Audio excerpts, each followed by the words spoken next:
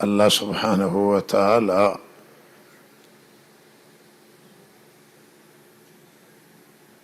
بهترین دستورات را برای بندگانش صادر کرده است.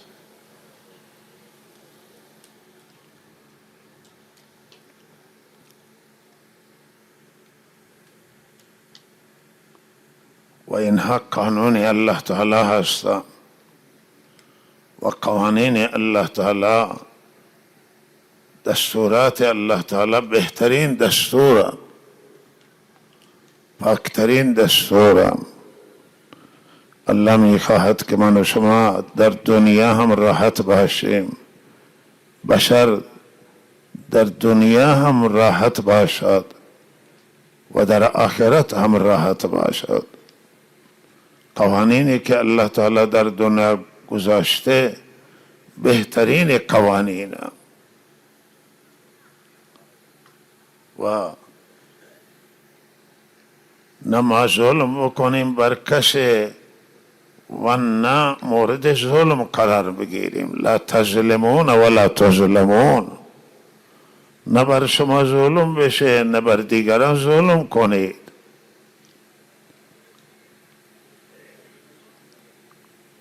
و روی همین الله تعالی در رابطه با اموال لما، در رابطه با جانهای انسانها و ما، و در رابطه با آبروی انسانها قوانین سختی گذاشته و دستورات زیبای صادر کرده است.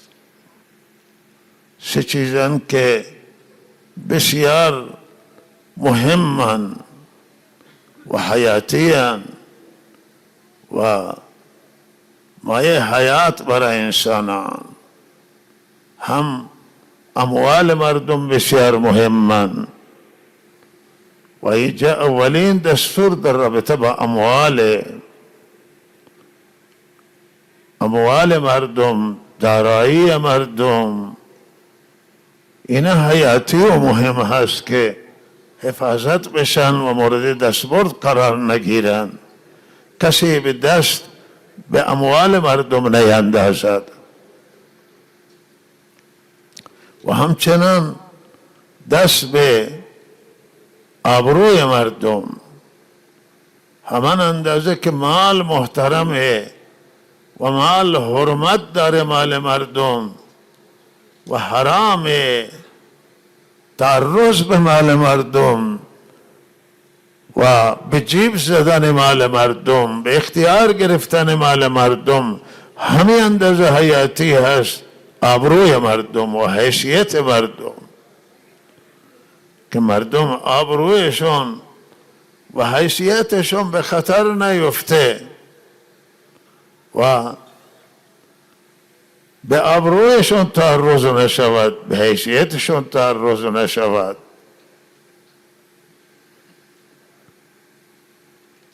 مورد تهمت قرار نگیرن، مورد افترا قرار نگیرن. برای همین خاطر تهمت سنگین ترین گناه، تعرض به آبروی مردم،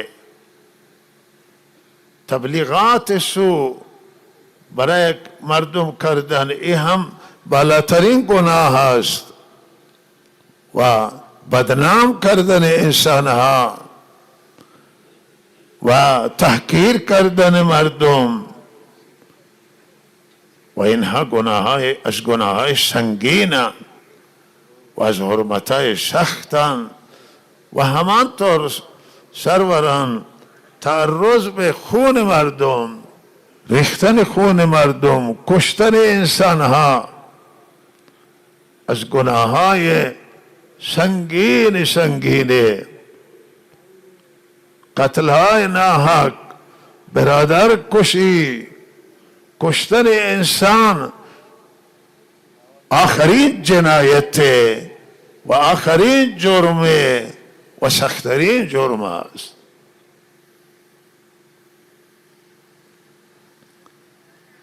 بسیاری هستند که به بهانه میخواهم مال مردم تصرف کنند و الله تعالی اینجا فرموده که شما اموال مردم نخورید مگر یک تجارت باشه که در آن تجارت رضامندی طرفین حاصل بشود. به زور هم مال مردم نمیتوانید که شما بخرید بدون رضایت، به اکراه و طرف مجبور بکنید، سلاح سرش بکشید که تو با من معامله کن.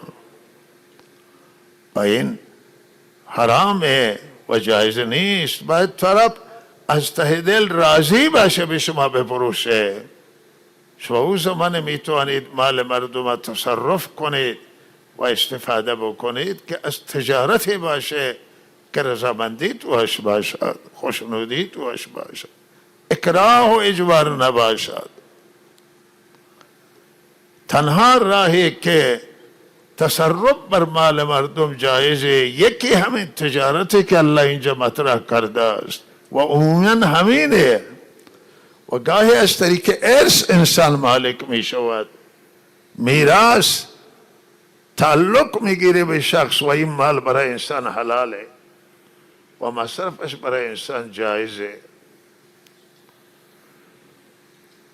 و از راه‌های که انسان میتونه مال مردم، مال دیگران تصرف کنه، هبه و بخشش طرف به رضامندی خود به شما یک چیزی ببخشه و خوشنود باشه به شما بده. این هم از راه‌های که انسان میتونه تملک کنه و مال مردم مصرف کنه، مال دیگران بخششه که به من شما کسی چیزی ببخشه، هبه کنه. و این راه هم راه صحیح و درستی است. اما مال مردم به زور با باجخواهی و به مکر و با فریب و با حیله و نیرنگ و با اجبار مال مردم حیف و میل کردن، این به هیچ صورت شرعاً جایز نیست و این حلال نمیشه برای هیچ کسی.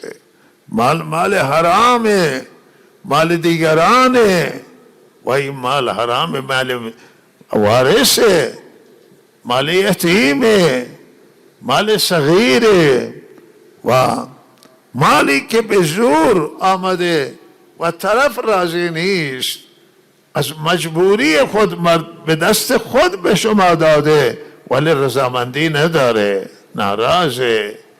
ولهذا الله اینجا ترازن آورده است که شما اموال مردم نخورید. لا تأكلوا اموالكم بينكم بالباطل الا ان تكون عن تجارة عن تراز منكم. تجارت که باشه که رضامندی باشه و همینطور راهای دیگه که تویشون رضامندیه و راهای شرعی مال جایز تصرف مال مردم و تملک و استفاده. ولهذا نباید دست ما به مال دیگران دراز بشه و ما طمع بکنیم از راهای غلط به مال مردم، راهای رشوه، ربای و تجارت های ناجایزان، به اینها بر تصرف بر مال مردم و تملک مال مردم از راه غلط درست نیست.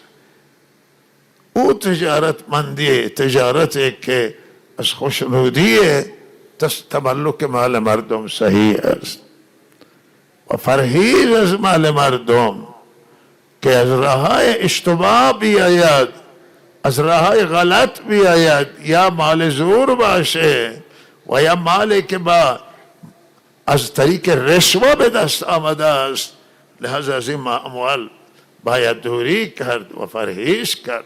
هر مال مصرف کردن صحیح نیست، هر مال حلال نیست. مال چیزی که الله حلال قرار داده، این حلال باید از طریق جایز بیاید، از طریق درست بیاید، از راه شرعی در دست شما بیفتد تا این مال حلال که الله اصلش را حلال قرار داده شما میتوانید که استفاده کنید.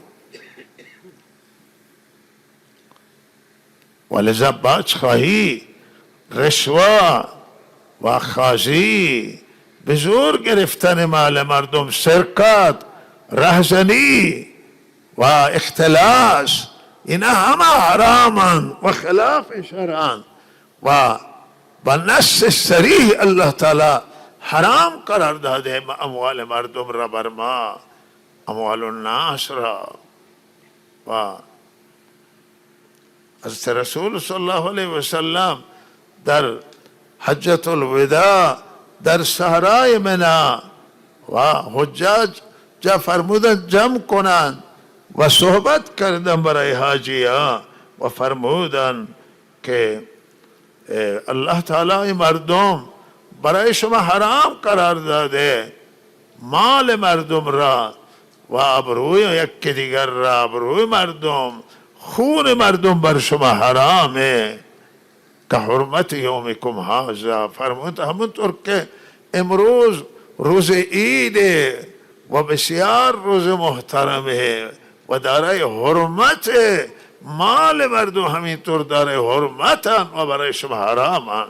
به همه سنگینی که امروز حرمت چه اندازه بالاست، در این ماه حرمت چه اندازه بالاست، در این دیار و شهر که حرمه و کندن گیاش ناجایزه چه اندازه حرمت بالاست، به همه اندازه مال مردم برای شما حرامه و این حرمتش شدید، حرمات بعضها فوق بعض. این حرمات بالای حرمات آن حضرت تاکید کرد که حرام مال مردم. از مال مردم پرهیز کرد، از مال مردم دوری کنیم، مال مردم حیف و میل نکنیم، جرأت نکنیم به حرام که دینمون را ضربه بزنیم و ایمان ضربه بزنیم و الله را ناراض کنیم و خون ما که از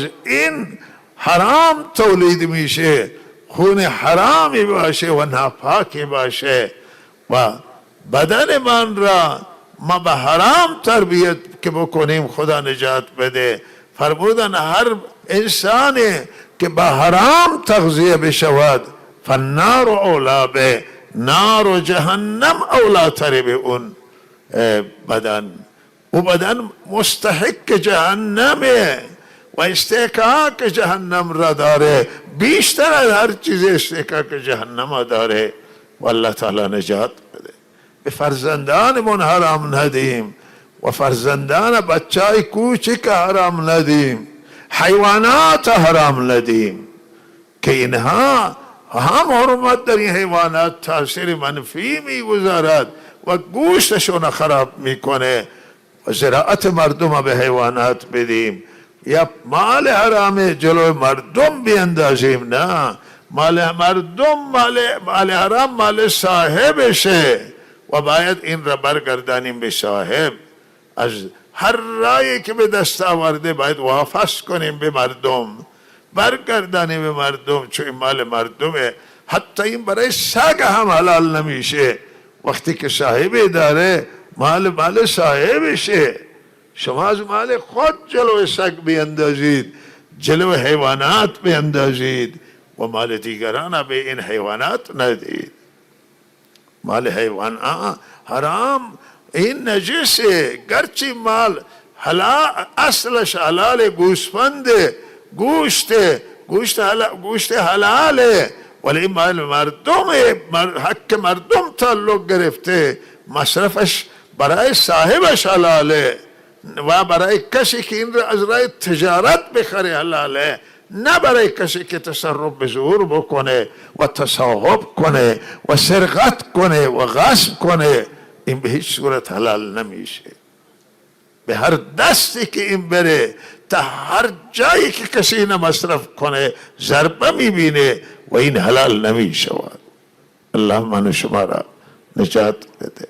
بیاد همین یکی از عزیزان که الان وفات کرده، اهل علم، گفتن که برای قربانی یک نربوز بسیار قوی و بزرگ دست من افتاد و من این خرید کردم و آوردم قربانی کردم. و گفت که من خواب رفتم، خواب بودن، کسی گفت که ایش نربوز که شما قربانی کردید این مال حرام بود، مال مردم بود که شما قربانی کردید. و بالاخره بقیه حرفش یاد من نیست، همین یاد من مانده. و انسان عالم بسیار با خدا و صالح و انسان ساده بود.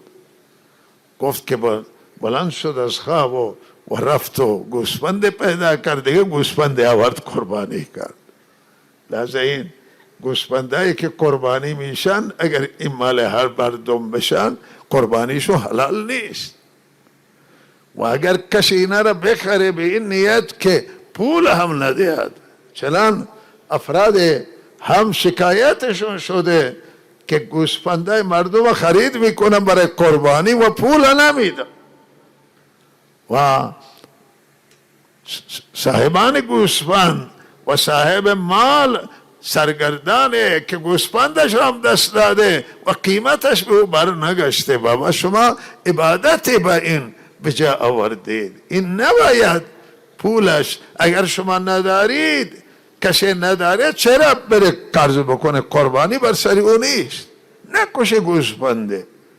و اگر قربانی بر او واجبه و یا میخواد قربانی نفلی بکشه، بره قرض کنه از جای گوسفنده، قیمتش رو بلا فاصله بده از هر جاست و تا این ثوابی برسه به او. و منظور ثواب باشه، منظور ریا نیست. مردم بگن قربانی نکشته، بره قربانی چنان بکشه، ولی لحاظا این نادرسته. و همینطور الله تعالی آبروی انسان ها، خون انسان ها حرام قرار داد و آن حضرت در آنجا اعلام کردن که مال شما و خون شما و آبروی شما بر یک دیگر حرامه. و فرمودن ای الله من برای اینا حق بیان کردم، رسالتم را رساندم و ای الله تو گواه باش که من رسالت و دستورت تو را رساندم به این مردم. و بعد به مردم دستور داد که سخنان منا شما به دیگران ببرید برسانید.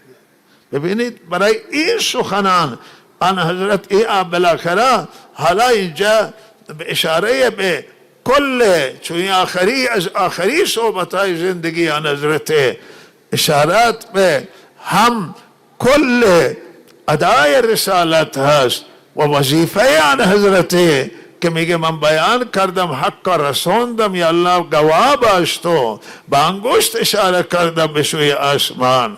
مردم فرمودن که سخنان من برسانید. تمام سخنان آن حضرت که در زندگی بیان کرده در این روز عید و در صحرای منا و مراسم حج که بزرگترین اجتماع در تاریخ نبوت بود، آن حضرت ابلاغ کردن در مراسم حج، حجت الوداع آخری حج. ولی در این مسئله واضحه که این سخنانه که آنجا حضرت به حساسیت نشان دادم این صحبتان و فرمودن که علت و گواه باش که من حق بیان کردن. مردم این سخنان منا فرمود سخنان منا برسانید به دیگران. این سخنان در این فرمان مستقیما داخلن و صراحتا داخلن و معلوم میشه که با نظرت برای این صحبتهای خود این جملات بسیار اهمیت قائل بودن که اموال مردم شما حرام بر شما، آراز مردم و آبروی مردم حرام بر شما و خون مردم بر شما حرامه. و این حرمت چنان تاکید کرده که مثال داده مثل روز امروز مثل این ماه جاری، ماه ذوالحجه، ماه حرام و مثل این سرزمین حرام. اینجا چقدر حرمت جمع شده، مال شما بر یک دیگه همین اندازه حرام، خون شما حرام، آبروی شما حرام. و قرآن عظیم الشان در رابطه با مال ولی توصیه را کرده و دومی توصیه در رابطه با قتل ولا تقتلوا انفسکم، یک دیگر را نکشید، یک دیگر را به قتل نرسانید. چرا که الله به شما مهربانه، والله نمیخواد شما را به جهنم ببره، اما وقتی شما یک دیگر را میکشید بالاخره بیرحمی میکنید، اینجا مستحق بیرحمی میشوید و شما را الله خشم میکنه، غضب میکنه، گرفتار لعنت میکند و گرفتار عذاب جهنم میگرداند. و این خیلی سنگینه. من قتل و من یقتل مؤمنا متعمدا فجزاؤه جهنم، هر کسی که انسانی را قصدن بزنه بکشه جزاش جهنمه، خالدا فیها، میمانه طولانی در جهنم. و غضب الله علیه، و غضب خدا بر سری و خشم خدا و لعنه و لعنت خدا و عد له عذابا عظیما، و عذاب بزرگ الله بر او آمده. این 5 تا موارد که اینجا قرآن ذکر میکنه از مجازات، هر یکی بسیار سنگین و معلوم میشه که قتل چه اندازه گناه سنگینی است و چه اندازه جنایت بزرگی است، و این جنایت امروز چه اندازه آسان شده و بسیار از افراد جوانان بازی میکنن و در همین بازی درگیر میشن، بلا فاصله کارد میکشن، چاقو میکشن که چاقو سلاح سرده و کشنده و بالاخره حمله میکنم به چاقو. فردا میگه من قصد کشتن نداشتم، این قصد مردوده، با سلاح کسی را بزنید و لحاظا این قتل عمده و قصاص داره، ولو اینکه قصد قتل داشتن باشه، چه کشنده داره، شمشیر بزنه یا با سلاح گرم تفنگ مورد هدف قرار بده، و لحاظا اگرچه به پاش بزنه، به دستش بزنه، باز این قتل عمده و قصاص داره، برای آن که قصدی و اعتباری نداره. سلاح کشیدید، سلاح شما تو با سلاحی نزدید، سلاح کشنده و سلاح برای تنبیه نیست و برای ترساندن نیست، سلاح برای کشتن و نابود کردن طرفه. و این سلاح بسیار این جنایت سنگینه، بسیار جرم سنگینه. امروز قتل چه اندازه آسان شده، خوردن مال مردم چه اندازه آسان شده. در آیه سوره مبارکه بقره می فرماید که شما اموال مردم میبرید با پیش حکومت و به دادگاه میکشید تا چیزی از مردم، اموال مردم اونجا با پارتی بازی و اونجا با بیانهای شیوا، با بیانهای خوب، با چرب زبانی و مال مردم همه را حفظ بکنه یا یک بخش را از مال مردمش بخورد، این حرام. به این نیت به دادگاه رفتن که یک چیزی از مال مردم بگیره، میدانه که مال مردمه، این حرامه و این مال برای او اگر دادگاه بده، حکم صادر بکنه، مال دیگران برای هیچ کسی حلال نمیشه. و حضرت رسول صلی الله علیه وسلم فرمودن شما فیصله پیش من می آورید و در این فیصله با چرب زبانی، با قائم کردن دلائل و مال مردم من به شما بدهم، طرف که صاحب مال بلد نیست صحبت کردن را و نمیدانه که چگونه از خودش دفاع بکنه، اما مدعی دلیل میاره و حق اینطور معلوم میشه که به مال همه مدعی است. فرمود اگر من مال کسی را به کسی بدهم، مال او نباشه، فتوای من هم، قضاوت من هم این مال حلال نمی کنه برای او. مال حرامه، من غیب نمیدانم، از پشت پرده اطلاع ندارم که چه خبره، من حرفهای مردم قضاوت میکنم. انبیا غیب نمیدانستن مگر اینکه یک جایی فرشته بیاید، جبرائیل امین بیاید، الله تعالی وحی بکنن. و حضرت رسول صلی الله علیه وسلم قسم مردم منافقین آن حضرت باور میکردند و یک جای یک مسلمان مخلص را گفتن که شما حرف ناحق به اون نسبت دادی و آمد قسم خورد، آیه نازل شد، او دلش شکست، خیلی پریشان شد که کاش که من صحبت با آن حضرت نمی کردم.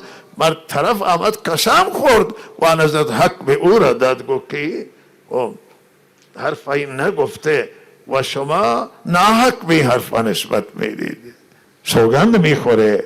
و آیه نازل شد که این دروغ میگن، او شخص که حرفا گفته بود راست بود، این قسم دروغین میخورن، قسم مردم را نزد باور میکرد، عذر مردم میپذیرفت. گاهی آیه نازل میشد که عذر نادرستی کردم پیش شما، قسم ناجایزی خوردم با شما. و آن حضرت مجدد این را میخواست و اصلاح میکرد در میانشون. و لحظه این حلال نمیشه، بعضی میچسبن به زمین مردم، به مال مردم، مدعی حق میشوند که اگر کل حق نرسه میگردن که یک ریش سفید متوسل بشن به کسی دیگه که صلح بکنه، میگه الله یک چیزی اینا بدید، بالاخره چیزی بده، این چیزم حرامه، هیچ حلال نیست، چرا که طرف با دلش راضی نیست، به دل رضامندی نمیده، مجبور میشه بده. و این چسبیدن به مردم، ادعا کردن روی مال مردم که از طریق دادگاه، از طریق شریعت، از طریق عرف محلی یک چیزی به دستش برسه مردم داری و قد خدا منشی، این مال مردم برای ما حلال نمی کنه. مال حلال مال خودتونه، مال ارثی که به شما رسیده، مالی که به شما با رضایت قلب بخشیدن، و مال حلال مالی است که بالاخره متعلق به خود شما باشد. مال مردم به هیچ حیله و بهانه و تصرف و ادعا حلال نمیشه و حرامه. از طریق رشوه مال مردم حرامه که کسی مال مردم بگیره و سبب لعنت انسان میشه، هیچ کسی نگیره. الله منو شما را نجات بده. و خون مردم ریختن، آبروی مردم ریختن، این سنگین‌ترین گناه. امروز چقدر تهمت توی فضاهای مجازیه، بسیاری هستن که خدا ندارن، آخرت ندارن و تهمت میزنن به مردم، و چه تهمت های سنگینی میزنن و این حرفا میزنن، خیال میکنن که برای ما درسته ما این کار بکنیم. بالاخره این در حالی که این ناراض کردن خدایه و این جنایت و جرم توی فضاهای مجازی، چه کارهای، چه تهمتهای درست میکنن برای بندگان خدا، برای مردم. وقتی این حرفهای حق باشم، تازه اینا رو توی فضاهای مجازی گفتن درست نیست، ولی حرف ناحق و ناسزا گفتن به مردم، اینها سنگین‌ترین جرمه و بزرگترین گناهه. و اینها نه خدای دارن که حرف میزنن و نه آخرت دارن و نه از خدا میترسن نه عذاب آخرت، مگر اینکه توبه کنن، به الله برگردن از کارهای اشتباه که میکنن. از رسول صلی الله علیه وسلم ساحر گفتن، آن حضرت را جادوگر گفتن، آن حضرت را شاعر گفتن. بالاخره به ناحق و الله تعالی قرآن نازل کرد و چه اندازه الله تعالی اینها را بر باطل قرار داد و گفت که چه جنایت بزرگی اینها میکنن.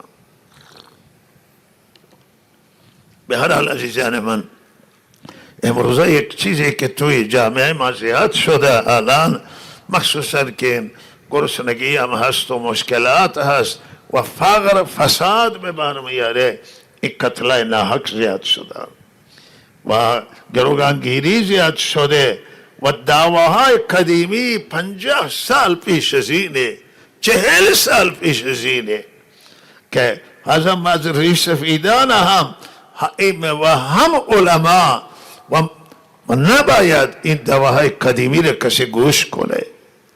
و برای اینکه اگر دواهای قدیمی را کسی گوش کند بالاخره هزاران دوا بلند میشه، حالا که کسب و کار نیست، جیب خالیه، فکر میکنه که من پدرم با که حق داشته، جدم با که حق داشته و من فلان وقت ما تجارت کردیم و چیزی حق من مانده.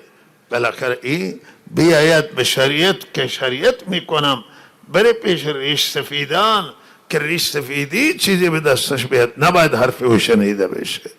فقهای گذشته، علمای گذشته این دواهای قدیمی را قبول نکردن و بالاخره گفتن که این مایه فسادن و جنجال درست میشه توی جامعه. ولی اگر کسی به کسی حقش را یادآوری کرد و دادن به او خودشون، این خوبه که بگه من حق از شما میخواهم و اگر نداد اما نکشه او را به جای دیگر. ولی دواهای قدیمی و حق انسان ساکت نمیشه به قدامات تو به اینکه دیر حق اگر 100 سال بگذره 1000 سال حق شما بگذره حق شما ساکت نمیشه که حق داشتید. ولی این نمیتونه بیاری به دادگاه بکشید، این نمیتونه به کت خدا منشی مطرح کنید. ولی نصیحت در حد نصیحت خوبه، اما مرافع و اختلاف و ادعا درست نیست و گوش زد کردن حق اشکالی نداره که بگه چنه حقی هست و بالاخره یا من باید حقا ببخشم یا شما حقا بدید. و این امروز این بچخواهی زیاد شده و لحظه این سنگین ترین جنایت و توسعه من به همه بنده به همه طوائف منطقان اقوام منطقه این جهانه که شما هر کسی افراد خودش را کنترل بکنه و دستش را بگیره، نگذاری که برن توی بند تبهکار بند گروگانگیره. بعضی گروه تشکیل دادن و مال حرام میخورن، خونشون حرامه و اینها نار اولاتره. همانطور که حدیث آمده این اهل جهنم. کسی که ببره ما مردم گروگان میکنه و بالاخره نگاه میداره و از این را میخواد ارتزاق بکنه و این ناجایز طرف حق میخواهد یا نمیخواهد ولی خلاف این و یا برای بچخواهی مردم گروگان میکنن، میبرن بچخواهی. الان بعضی میگن ما دین میخواهیم. بابا اگر دین میخواهید آدمی را نبر، آبا و اجداد شما این کار کردن، دستور اسلامی چنانه. بله به دادگاه شکایت کردن اشکال نداره، طرف زندان کردن اشکال نداره، شما صاحب حقید، حق شما را نمیده زندانش کنید. ولی شما این گروگان بگیرید، پدران شما این کار کردن، آبا و اجداد شما کردن، پیران شما کردن، یا در اسلام چنان چیزی، در قوانین بین المللی چیزی و دنه این اصلا نادرسته. و لحاظا کسی اگر یه وقت در تنگنا قرار میگیره و طرف به هیچ راست نمیشه، حداقلش اینه که ماشینش را ببره، نه ماشین کسی دیگری را ببره. آخه دیگر چه گناهی کرده؟ پس بچه های کوچک هم میبرن، این بچه کوچک چه گناهی کرده؟ اگر شما حق از پدرش میخواهید پدر را بگیر، نه اینکه بچه را به اسیر بکنی، از پدر بخواه. بالاخره شطور پدر را ببر، ماشینش را ببر اگر هیچ راهی نبود. بالاخره این که تنگ بیاد این کار بکنه. ولی راه راست همونه که بهرحال از طریق ریش سفیدی، از طریق راههای درست و از طریق قانون تو حقت را پیگیر باش و با وسیله افراد صالح و افراد منجگر بالاخره و حقت را بخواه و به شریعتی چیزی و راههای درست پدران شما همینطور، گذشتگان شما همینطور عمل کردن و این یک پدیده زشت و پدیده جدید و پدیده ناجایز و خلافی است و قتل هم زیاد شده و این خطرناکن.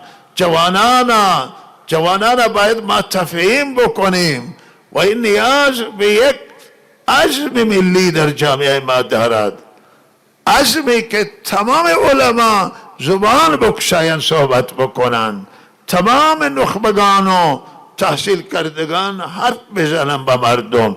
ریش سفیدان در این باره میتوانند تاثیر مهمی داشته باشند، نقش مهمه که مردمشون را متوجه کنند که از سلاح با خود بر ندارن، با مردم درگیر نشن و درگیر شدن سلاح نکشن به مردم. همون جنگ، اینجا جنگای قدیمی سنگ بوده، اگه دو نفر درگیر شدن کفش فرد کرده و به حال داده و الان نه، حرف تتون میشه به سلاح برمیگرده و سلاح میکشه یا چاقو میکشن و شروع میکنن بزدن. و چقدر الان زندانی توی دادگاه است. وقتای ریش سفیده وقتشون هم برباد شده، وقتای ما را هم برباد میکنن. گاهی به یک ساعت، 2 ساعت، 4-5 مسئله قتل میآید. به کدوم یکی ما میتونیم رسیدگی بکنیم؟ بالاخره زندگی دارم، همه دیگه مسائل دینی هست، دیگه مسائل هست و این قتل زیاد شده و اینها باید اراده ملی باشه، اراده ملت اراده کنه. باید زنان همت کنن، شما همت کنید و بر روی طایفه کار کنید، تبلیغ کنید.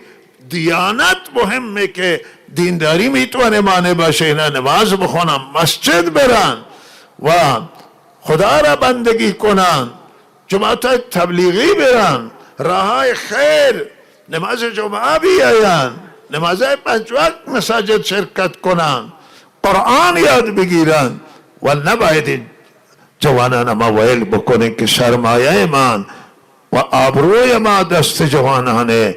اگر جوانان خوب عمل بکنن ما آبرومندیم، اخلاق باشه، دیانت باشه، انسانیت باشه، ما آبرومندیم، طایفه آبرومنده، قوم ها آبرومندن و رشته ها آبرومندن و قبرها آبرومندن که رفتن در عزت خواهند بود. و اگر بد رفتار بشه آبروی همه جامعه رفته است، آبروی طایفه رفته، قبرها بدنام شدن که اینا چه بچه هایی آوردن و خانواده ها بدنام میشن. و لحظه این نباید دست افراد نادان و دست افراد بی خبر و بی اطلاع باید گرفته بشه. شما جوانان تاثیر دارید در جوانان، جوانان خوب، شما مادران و پدران و عمه و خاله و همه زنان جامعه هم تاثیر گذارن که بچه ها را هشدار بدن که ببینید با کسی درگیر نشید، ببینید سلاح با خود بر ندارید. و یار این موارد مهمه که باید روشون کار بشه و تهمت بر کسی نزنید، آبروی کسی را نبرید ولو اینکه بالاخره شما ناراضگی دارید، اما این راه نیست. این راهی که الله ناراض میشه و راههای دیگر هست که ناراضگیتون با گله چیزی بروز بدید، با صداقت که با او بگید. الله تعالی توفیق بده و الله میگه من به شما مهربانم و شما نباید این کارا را بکنید. و وقت داره به پایان رسیده و اما چند تا مسائلند که خدمت شما عرض بکنم. امروز ها توی کشور مشکلات ها، بالای مشکلات و بحران، بالای بحران، ظلمات بعضها فوق بعض. قرآن فرموده تاریکی بالای تاریکی. همین عزیزان من، این تاریکی دریا را فرموده که داخل دریا وقتی که تاریک یه موج هم بالای سر باشه و به هر حال بالای موج ابرها باشند که جلو روشنی بگیرند. الله این تعبیر کرده که تاریکی بالای تاریکی. الان توی کشور ما متاسفانه تاریکی ها بالای تاریکی ها است. از قطع برگ گرفته تا قطع آب که در بسیاری از شهرها و شهرهای بزرگ و حتی شهرهای مرکزی و حیاتی و اقتصادی که کارخانه هست و کارگاه هست و وقتی که برق قطع باشه، وقتی آب قطع باشه، تمام زندگی مختل میشه، کارگران تعطیل میشود و لحاظا این دیگه عوارض سنگین و عوارض سختی برای کشور داره و هم گرانی که بیداد میکنه و هم مشکلات پولی که متاسفانه و پول ملی ما که تومان بود و یکی از سرمایه های ملی هر کشور، پول کشوره، پول رایج کشوره، متاسفانه پول ما فاسد شده و پول ارزش نداره، پول به ارزش شده و این و نه از الان، از مدتی که مشکلات، بعضی از این مشکلات فقر و این عرض کنم که پول ملی که به چالش افتاده، این از مدتی که در کشور جریان دارن، بله تنها الان نیست ولی الان شدیدتر داره میشوند این مشکلات و برای این مشکلات متاسفانه برای حل فعلا ما نمیبینیم و اگر مسئولان دارن رای حل و افق روشنی برای این مشکلات هست و چالش هست، او افق روشن به مردم نشان بدن که راه نجات مردم چه هست و لحظه این مشکلات سختن و شرایط برای مردم ایران سخته، گرسنگی، فقر و مردم اینا را همه از مدیریت کشور میدانند و مردم اینها را از ضعف مدیریت کشور، از ضعف مسئولان میدانند و لحاظا این مردم با این که درد دارن، این رنگ دارن و جنگی بر اینها متاسفانه دشمنان تحمیل کردن و مردم به هر حال دلشون از یک طرف دیگر رنجه که الان هم همون جریان اعدام به شدت ادامه داره و اعدام بالاخره این خیلی سنگینه در چنان شرایطی که درد موجوده، یه درد اضافی بیاید که افراد از ایرانیان و افراد بعضی سرشناس هم هستند به بالاخره پای طناب میروند و حکم اعدام صادر میشه. در چنان شرایطی هیچ جای دنیا چنان کاری نمی کنند. حداقل اینه که در این شرایط که این سختی ها و این تلخی ها مردم مواجه با بحران های گوناگون مواجهن، روز 2 ساعت 4 ساعت بدون برق نشستن و در این گرما توی خانه نمیتونن بشینن، بیرون هم جای ندارن و بالاخره این سختی ها نباید باشه. باید فکر کنن، دستن در کاران در این مسئله تصمیم گیران که اعدام نباید در کشور اجرا بشه و اعدام متوقف بکنم و هر سختی را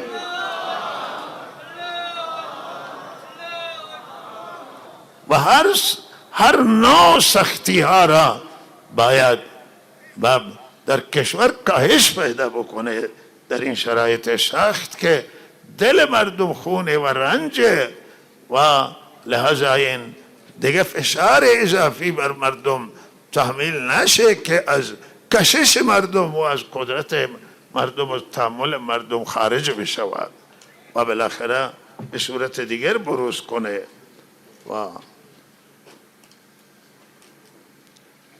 و مشکلات، همه این مشکلات ها که بعد از 50 سال بالاخره جمهوری اسلامی نزدیک به 50 سال رسیدیم نیم کار. این مشکلات نشان آنان که مشکلات اصلی ما در قانون اساسی هست و قانون اساسی ما یک سری مشکلات داره و اون مشکلات تا زمانی که حل نشن و قانون تغییر پیدا نکنه بسیار بعید میدانم حالا که این مشکلات ها بتوانن حل کنن. اگر موقتی حل بشه بعد به همین قانون گیر میکنیم دو مرتبه.